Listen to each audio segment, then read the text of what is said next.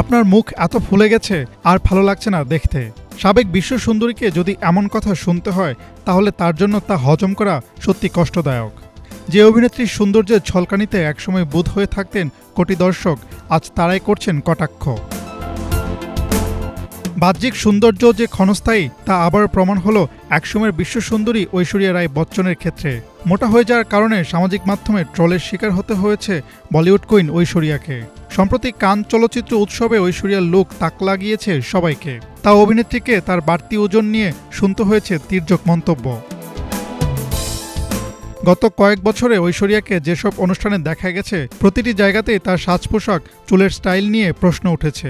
অভিনেত্রীর ফোলা গাল দেখে অনেকের ধারণা তিনি হয়তো কোনো ধরনের সার্জারি করিয়েছেন।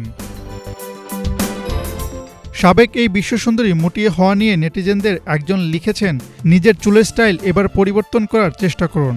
অন্য আরেকজন লেখেন, মুখ এত ফুলে গেছে আর ভালো লাগছে না আপনাকে দেখতে। মেয়ে আরাধ্যার জন্মের পর এমনই বডি শেমিংয়ের শিকার হয়েছিলেন ঐশ্বরিয়া। সে সময় নিন্দুকদের তিক্ত মন্তব্যে চরম প্রতিক্রিয়া জানিয়েছিলেন তিনি। ঐশ্বরিয়া বলেছিলেন, আমি মোটা হয়ে গেছি তো আপনাদের কি সমস্যা হয়েছে? আমার চেহারা নিয়ে আপনাদের এত আগ্রহ কিসের? ঐশ্বরিয়ার কথাই, চাইলেই 15 দিনের মধ্যে ওজন কমিয়ে ফেলতে পারি, কিন্তু আমার তো কোনো অসুবিধা হচ্ছে না। আমি যেমন আছি তাতেই ভালো আছি, সুতরাং আমার চেহারা নিয়ে কে কি ভাবছে তাতে আমার কিছু যায় আসে না। এদিকে দুধসাদা ও সোনালির মিশেলে ডিজাইন করা শাড়ি পরে কানের মঞ্চে হাজির হন ঐশ্বরিয়া। গলায় রুবি পাথরের হার।